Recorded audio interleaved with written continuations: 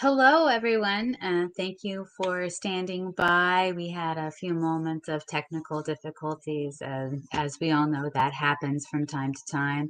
I'm so excited to have you all here. I am Janice. I'm the Quiet Healer. I'm a Reiki Master Teacher and Intuitive Medium here on Long Island. And today I'm going to be talking with Matthew Gray. He's a chef, an entrepreneur. He does food tours. He is a radio host, and he's traveling into the world of podcasting himself. Welcome, Matthew Gray. Thank you, Janice, for inviting me today. I'm really excited about the unique piece. Thank you. I'm so glad that you could join us from Hawaii. From Hawaii, you're going to have to do a little bit of your Reiki healing on the whole technology aspect of connecting, the Long Island area with Hawaii area. I do that. I actually do remote. I do virtual sessions all the time, so it's wonderful. So, tell us a little bit about how you went from being a chef to an entrepreneur to a radio host and a journalist and all the things that you have done. And you said you're from here. You're from Long Island. I am. Originally, I was born and lived in Syosset on Long Island, New York, till the age of 10. And that's when my family moved to Los Angeles. They didn't tell me right away, but I caught up with them eventually. And, bad joke. And then I grew up in Los Angeles up until the early 90s, and then moved here to Honolulu, where I am now. This is HQ. This is headquarters. This is home. This is paradise. Wonderful. Yeah. And my life, you asked me about, like, how did I go from this to that? I think it has a lot to do with when you attained a certain age, you've lived so long, you've been able to do a lot of things and get up to bat quite often, which I have. So I've done a lot of interesting things. I guess if we'll start in high school, I went out on the road with the Eagles on their Hotel California tour right out of high school. That's cool. Tell us a little bit about that. Was that like a roadie experience? Was that like a tech experience? Well, that must have been awesome. I'm just saying. It was a teenage boy spinning out of control experience. I was Okay. doing merchandising, and so that means selling anything that had the band's name on it, any licensed merchandise. And so I began with the Eagles, and then went to Fleetwood Mac and Pink Floyd and a lot of other bands that we all grew up with during those days. And I did the merchandising thing, and I lived the whole rock and roll world. And it was a wild experience. And then eventually, when I got old and gray at about age 22, I decided this is too much. I need to do something else with my life. And that's where the big step took place. I went to school in London to become a chef. Oh, wow. So world travel. Well, touring, you can be a world traveler for sure. Yeah. Oh, yeah. I've cooked for people all over the world. I've traveled all over the world and, did the rock and roll thing, like I said, as a teenager, and then became a chef and came back to Los Angeles where my family was and hired an agent, not a literary agent, not an acting agent, but a chef's agent. And I asked her to get me some gigs working privately as a chef for various different people. And it just so happens that she found me work cooking for a lot of the people that I had previously traveled with, and a lot of people in Hollywood and celebrities and that kind of thing. So my life has been uncommonly colorful. Oh, that's beautiful. That's very beautiful. And now you develop products. I'm an entrepreneur, and you develop products that are in stores like Whole Foods, Trader Joe's, that sort of stuff. Do you still have those items on the market? No, I created a bunch of different items, I guess about a selection of 5 different items that were sold to Trader Joe's for a number of years when I was in LA. And that company was called Chef Matthew's Fine Foods. And I ended up selling that before I moved here to Hawaii. And those were all sexy, stuffed, gourmet finger foods and treats like that. Oh, wonderful. Wonderful. And then you you said that you've overcome diabetes or you have it managed. And was that through Yeah. cooking? No, the overcoming diabetes and overcoming obesity was something that I really took under my wing and decided it was quite important. About 10 years ago or so, I was 100 pounds heavier than I am, on about 6 different medications and with type 2 diabetes. And I have been transitioning from that guy, that chef who was sickly and cooking for others and always taking care of people and so on, and living life to excess, to now somebody who's really healthy, who's lost a bunch of weight, who no longer has diabetes, and I'm not on any medications. So that's been just a gigantic part of my world and helping others overcome that as well. That's beautiful. That's very awesome. And as you transitioned from Matthew, the rock and roll guy, to the chef guy, and entrepreneur, then you filtered your way in, it seemed like, into journalism and radio. Is that A, something you still do? And B, how is it on the flip side, instead of being, the one written about, how is it to write and talk to others? It's kind of an interesting transition. I was always a writer in my life, even as a young kid, but then I became a professional journalist as the food writer and restaurant critic for Hawaii's largest newspaper. And so that was an interesting experience because I didn't really have an office to go into. I would visit restaurants, think to myself, how am I going to get 1,000 words out of this experience? And then I'd go home and I'd email my restaurant review to the newspaper. And so that's what that was. It was like the world's best job, being paid to eat and living here in Honolulu. It was like crazy good, and everybody wanted to do it. And I was fortunate that I was able to beat out like well over 100 people who were also vying for that position. And it was like the position of my dreams when I was younger. I said I wanted to be the restaurant critic, and I attained that. And then after about 5 years of doing that, thought to myself, there's still more to do here. And I thought of opening up a food tour company, and I did. In 2004, I opened up Hawaii Food Tours, and that was about feeding and entertaining and educating people on the fly every single day. And we did that from 2004 to 2020 when COVID began in March of 2020, and that crushed the business. But that was my last big, incredible professional entrepreneurial experience. Oh, beautiful. Now, all of, especially with COVID, but all through all of that, trying to manage the chaos of life in your world, how did you find peace? Or was it something that is attained over many years for you and just developed over the course of time? Yeah, inner peace is something that I think if you have some mentors as you're growing up and you're learning a little bit about human potential and you pick up a few techniques along the way and bump into some other folks who are colorful and understanding, I think that it makes for a really nice recipe for a successful life. And so what brings you peace? Taking care of others, I think the same thing. I don't think that has shifted at any point in my life. It's always been about either breaking bread or having wonderful conversations and being able to enjoy other people's company and bringing them joy. And what about that brings you the most peace? So you're taking care of others, but how do you take care of Matthew? How do you take care of yourself to find peace? It's great to bring peace to others. Mhm. What during the day, is it just 5 minutes of meditation? Is it you're in a beautiful state? So Oh, yeah. definitely get to enjoy the water. I mean, out here on Long Island, we get to enjoy the water, but it is February, so I wouldn't go in it.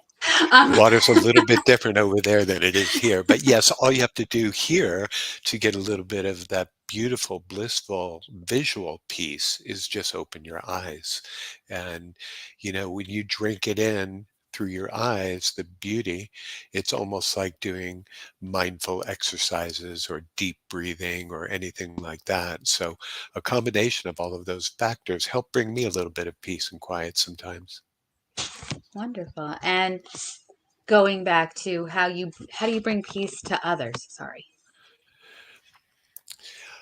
I help people integrate their creative side and the business side. A lot of people who are very artistic early in life, they don't know really how to take that next step into the business world. And so I help people bridge that gap. And that brings me a lot of peace, a lot of happiness when I can help others. And that's kind of the place that I'm in right now with helping people overcome diabetes and get off their meds and lose weight. And when I'm able to help others, it brings me a lot of peace.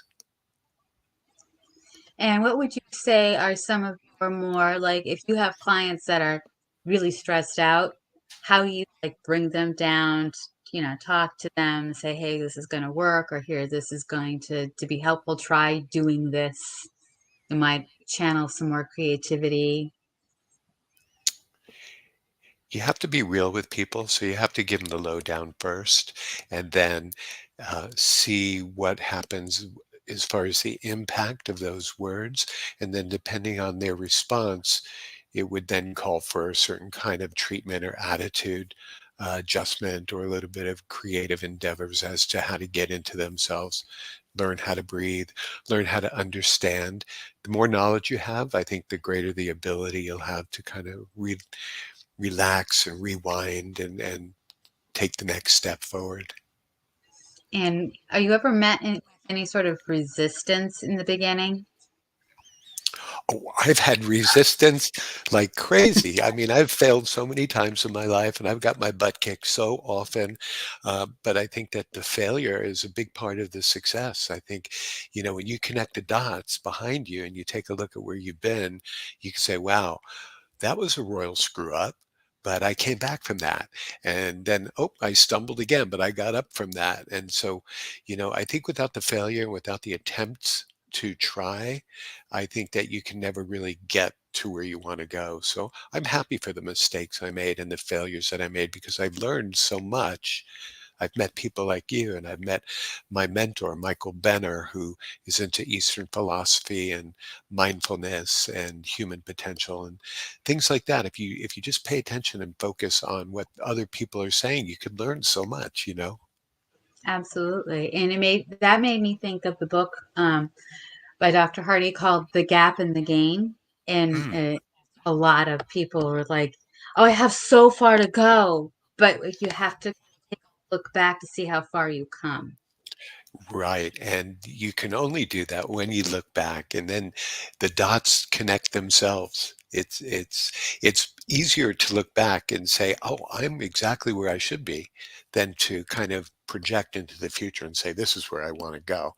So it's good to try to be at peace with your present and just take a look at where you've been, and that's a good way to kind of strategize or at least plan for the future.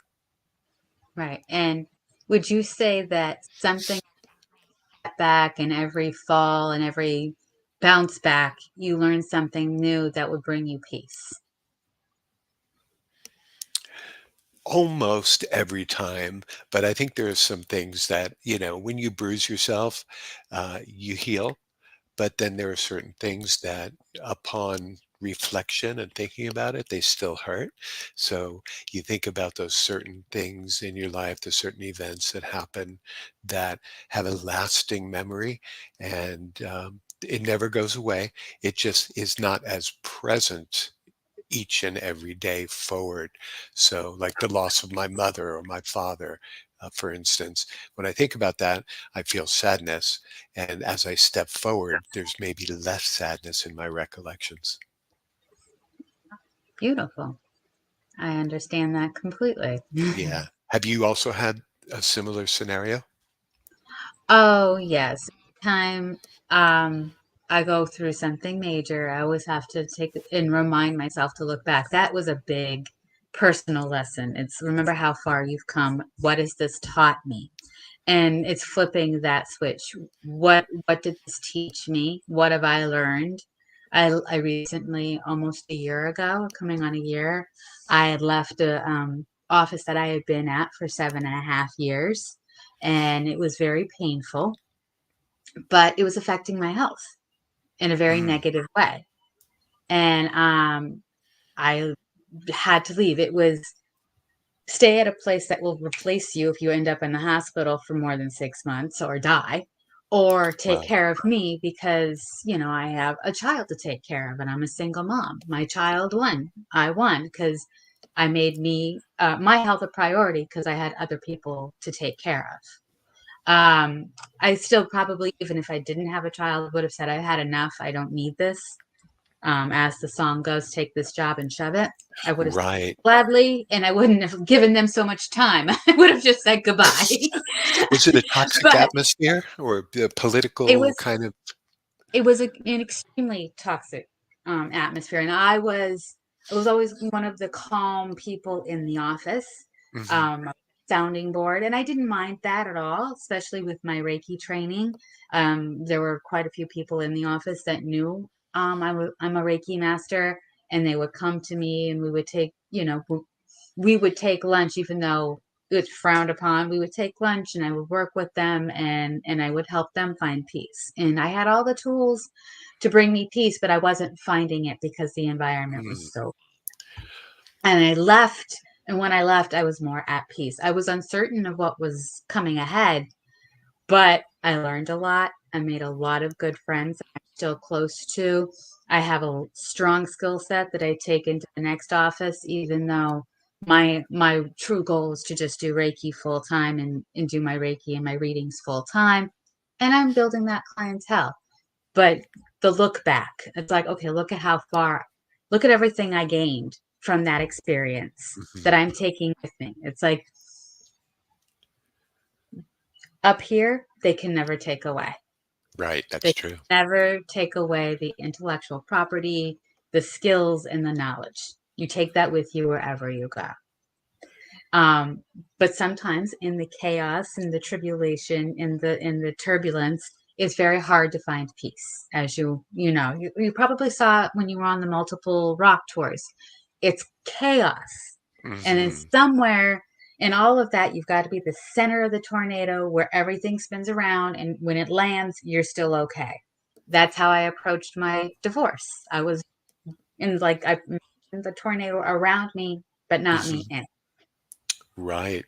When you were talking about your previous job that you left, when you said that they frowned upon you taking lunch, that should have been the big giveaway because how could they do that? I mean, if you worked for me, it would be snacks aplenty. Um, so, that's just like such a giveaway right there. Oh, well, irony is I worked in the HR department. Uh-huh. Legally, people are allowed lunch. Right, And it's exactly. frowned upon in our office. So I was like, but it's a top down. So if Mhm. the very top wasn't taking lunch, it trickled down to nobody should. And that's what made it really I felt like Sisyphus. And if you know the myth of Sisyphus, it's like banging your head against a brick wall and wondering why you're bleeding. So I was Right, done with right. that. I was Yeah. done with that. So Yeah, anytime there's an issue with any sort of environment or structure or workplace, it's always management and upper management's fault. Uh, so it's never the people like us who are the employees or working, taking care of the business and so on. It's always the people who supposedly are supposed to train us, but they never do. And then they try to take advantage of us by not giving us our time, not giving us our freedom, and then treating us like the garbage that they really are, not that we are. yes, to an extent. But I will say I had great managers. And the middle management where I was wonderful. I'm actually still very close to those Mhm. individuals. But anybody above that, not so much. But that's, why decisions were made and I'm in a happier place. And like you've made several decisions along the way and you've landed in a much happier place, in a much Right. warmer place. Um, That that's funny.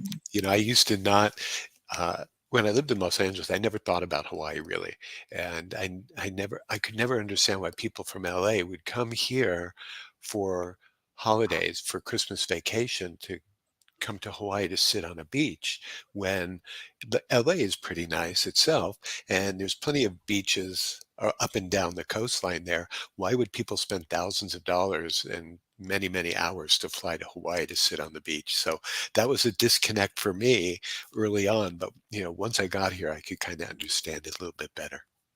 Right. Has moving to Hawaii brought you peace?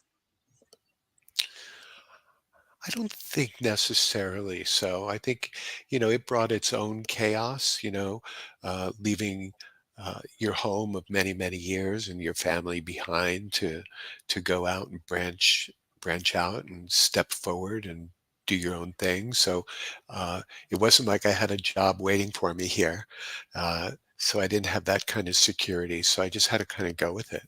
And there are times now, of course, where I love it.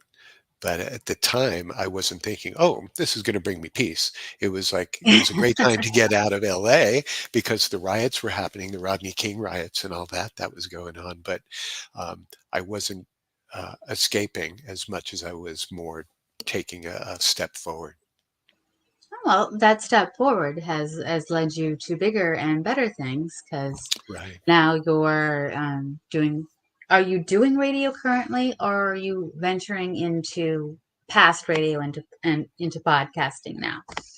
I'm transitioning into podcasts now. I'm gonna be starting a show, called 50 Tastes of Gray, and that will be coming out soon. I see your little smile.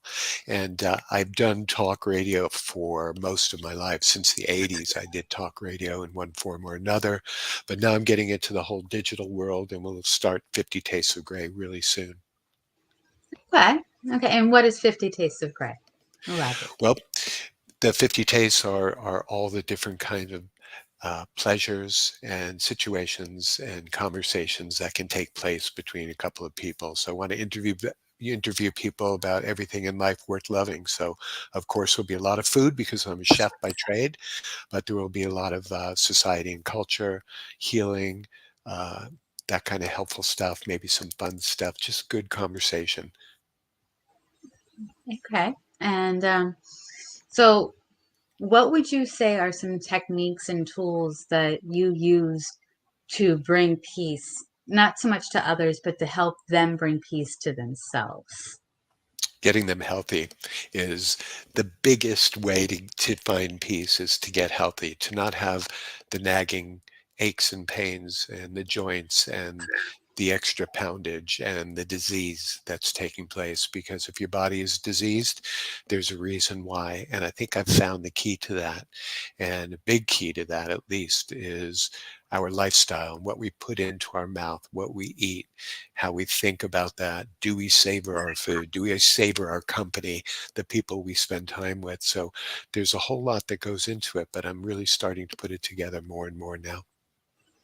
And when you say getting people healthy, what is what are your like top 10 or 5 things that you would say get you healthy to get you into a peaceful state? You had mentioned savoring food, which means we don't eat fast and then eat until we're like all of a sudden we're full and we've had 3 plates at whatever. Right. So that's obviously one of them is savoring the food. Savoring the food, but savoring good food. So I would put good food, good nutrition, eating right is as number one.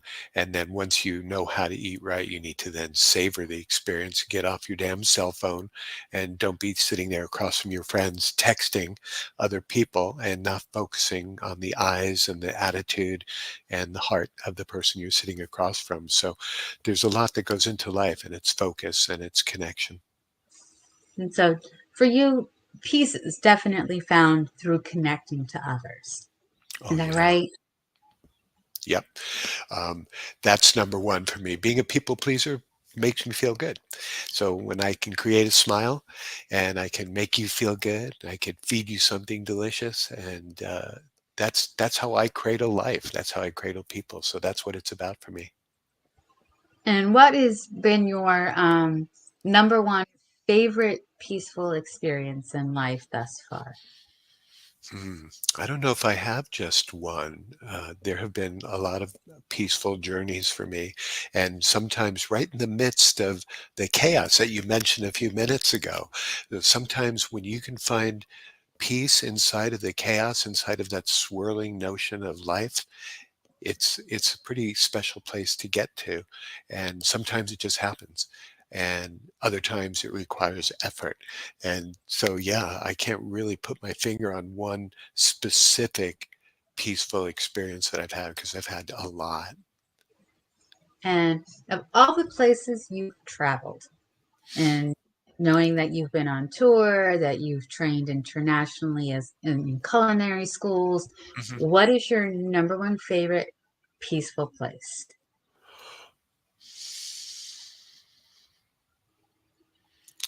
I really loved North Africa and found a lot of peace there. And I know it can be a little bit of it's one of those kind of frantic places or had that kind of frantic energy because it was very third world for an American. There were camels and potion men and snake charmers and women behind veils and things like that. And I just thought, wow, this is like Alibaba and the 40 Nights. And I was able to kind of get into the whole peaceful aspect of that storyline. And so I think that, North Africa definitely helped me find a lot of peace. Now, were you in Egypt? No, I was in Morocco, Tunisia. Yeah. Nice. Yeah, I never made it to, I haven't been to Egypt yet. Have you been Yeah. there?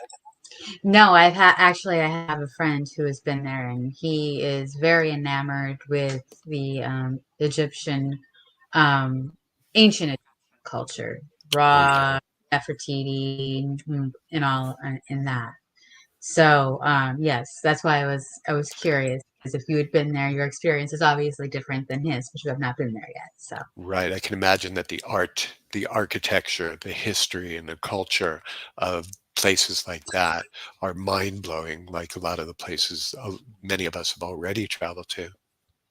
right.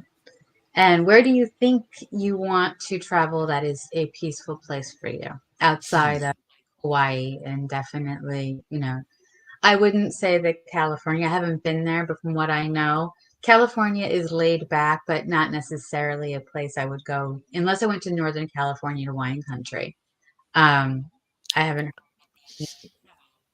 peaceful place, laid back, enjoy yourself, but not, I think of Hawaii as peaceful. Well, when you just mentioned the wine country, there's a certain amount of peace in a wine bottle, and I can definitely, I can definitely get into that. But I don't travel for peace. I travel for adventure and excitement, and from that, I'll find my peaceful moments. I love that. I love that. And Yeah, so, that's never my destination, but it happens in my journey, the peaceful moments. and in your mini journeys, what would you say you've learned most of all that everyone should probably have in their toolbox, just in general, from an intellectual aspect? Not necessarily peaceful, but having some sense of like when you're in a foreign country. I read this in a book from one of my favorite authors. When you're in a foreign country and you don't speak the language, the best thing you could do is not panic, because then you become a tourist who's a target for somebody if you meet the wrong person. And it's like they're going to put you on a train to, instead of going to Brussels, you're going to go to Amsterdam. So, and That kind of stuff has happened to me. A lot of my travel was done before the internet days, so I didn't have Google Translator to be able to put up and show the other person what I was saying and have it do real time translation. And so we'd spend time, speaking with our hands and making images and drawing on paper and communicating. Like instead of asking how much because I couldn't say it, I would write it down and ask them to show me, how much it was going to cost. And so. Um, to answer your question, the number one thing in my world is having social skills. Because if you can communicate, whether it's through hand sign language or whether it's through language, which I am very jealous of people who can speak multiple languages, but social skills is probably the number one factor of whether or not someone's going to succeed. If a scientist were to take them aside and and see whether or not that person was doing well in life, chances are they have really good social skills to know how to communicate. okay, that's fair. I'm an introvert, but I think I function socially. But you have great social skills even though you're an introvert. And I have great social skills, and I think of myself also as an introvert and a homebody and so on, except when the camera is on or I'm around people and I become that people pleaser. But I spend a lot of time internalizing and by myself and writing and creating stuff that's not in the midst of millions of other people like we are now. Right, right. And what would you say has been your biggest lesson when it comes to peace? Hmm. You know, I don't know what that one's all about because people talk about peace, but they don't know about diplomacy. And they talk about ending strife, but they don't put anything out there and they don't volunteer their time and their heart and soul to make that become a reality. So that's a difficult question to answer, but it's definitely something to focus on. So for you personally, you haven't found that yet. Yeah, that's probably still, on the list of something that I'll encounter and be able to covet once upon a time in the future. How about Okay. you? I would have to say learning to be patient. Mhm. That takes bring having found some peace in life, the number one thing is patience. And that's for yourself or your interpersonal relationships with others? Patience with myself. Patience with myself. It's because it's not easy. I have perfectionistic tendencies. So Right. it's hard when you want to get it right the first time and you don't. Yeah. And it is so finding peace in that I can be patient with myself. This is okay. Rome wasn't built in a day, all those mantras just to calm myself down and have a little patience with myself. And sometimes patience with thyself is not easy to find. It's easier to find peace in the situation than it is to find patience with myself. Uh, yeah, there can be a lot of frustration in life, and if you're able to find that place that you call patience, I think that that's really good. Yes, and it's not easy. It's not You're right. easy. You're definitely right. Whether it's like the silliest little thing or something that's bigger, um, things can get out of control fast. So if you can find yourself a peaceful place or learn how to calm a situation down, I think that's really valuable. Right. And in situations, I tend to be the calm one. Hmm. And then I break down. It's like, okay, we have to do this, this, this, this, this, and this. And then once this dust settles, then I can have my breakdown. I can do do everything that I need to do. It's like, okay, Once everybody everything is done, they shut down the lights, you go home, then like you let it all out. like your And puddle. And yes, I yes. totally get that. Um, I totally get that. I'm similar in that way, in that I've always considered myself an equalizer, not an instigator. So anything that's going on with a group of people, I make sure that people get separated and the situation gets handled, and then I go home and I go, "Whoa, what just happened?" That kind of thing. right. And that's why it like takes 3 days to recover. Right, right. I only work 2 days a week because I got a lot of stuff going on. So, in all of your many adventures, what is your favorite adventure so far? Is it being a chef? Is it being a journalist? Is it being an entrepreneur? Are you considering doing the Hawaii food tours again?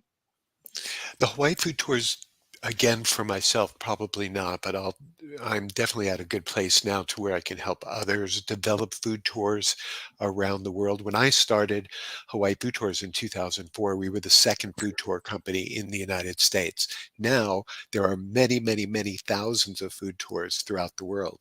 So I was a pioneer in that, and I would still be doing it if COVID hadn't happened. But it was a good time for me to pivot in 2020. And so like now I'm on to, different adventures, colorful adventures, and I'm going to enjoy doing the radio show. I love helping people heal, fight their disease and all that other stuff. So I don't know what's next for me outside of the things I've just mentioned, but what have I loved most? probably just being myself, being the artist, connecting those dots, taking a look at what I've done, and being excited for the future. That's beautiful. Thank you so much, Matthew, for sharing your story and sharing peace and what brings you peace. And I'm very grateful for you coming on and giving us some tidbits and some ideas for the future. Wow, Janice, thank you so much for having me. It's really been a lot of fun, and I'd love to be able to offer myself to anybody who's listening to us and watching us. If there's anything I can do to help, uh, I'm very, very accessible if people need that. And what would they come to you for? They would come to me for the nexus, the bridge that brings the artist to the business person and how to connect those dots. They'd come to me if they're, well, here, half of our audience right now is either obese, has diabetes, or feels like they're overweight and they want to fight those things. So that's what I'm helping people do right now. So if half of the population is suffering from those things and you have somebody here who's offering himself to help you, I would take that person up on their offer. And do you work as a coach, as a consultant, as I don't call myself a coach because everybody you meet these days is a coach, as a life coach, as a digital nomad and all that other stuff. But I what I do works, and my techniques and my science works. And so I help people. I'd rather call it like a helper or a mentor or someone like that than calling myself a coach. and how would someone reach you? Ah, they can come to hawaiifoodtours.com. My personal phone number is there. You can call me if you want to just have a chat. And my email is there if you want to email me. Soon you can go to lovelife.com, which is a domain that I've had since the early 90s and that I used to do the Love Life radio show on here in Honolulu, one of the first broadcast over the internet radio programs. So if you Google me, Matthew Gray, Hawaii, you'll see thousands of different pages and reviews and stuff like that. So I'm easy to reach if people want to get a hold of me, if they need any kind of help or assistance. And if they happen to be traveling here to Hawaii, I recently released a book called The Ultimate Eater's Guide to Hawaii, and you can get that at hawaiifoodtours.com. Okay. And do you help anyone anywhere, or is it just here in the States? Oh yeah, now because of what we're doing right now, being able to see people with digital technology, I help people all over the world. Absolutely, but only in English. I'm not one of those people. I totally admire who speaks multiple languages. Wonderful. So, if you are interested in learning more about getting healthy and finding health peace through getting healthy, do reach out to Matthew at lovelife.com or hawaiifoodtours.com and make that connection and start your healing journey through becoming healthy again. And if you are an artist trying to bridge the gap between being an artist and getting, into the market of sales, reaching your clients or your customers, also reach out for him for assistance with that. And we would like to thank Matthew for being on tonight. And we hope that you all learned some valuable things about finding peace through health and wellness and through connection. Thank you, Matthew. Thank you, Janice. Let me just say aloha to you and your entire audience. Aloha means hello and goodbye, and it means love. And there are a whole lot of other meanings of that word, but I want to put that out there for everyone. Aloha. Have a good night. Thanks, you too. And I would like to thank you all for joining us tonight, and you have a wonderful evening.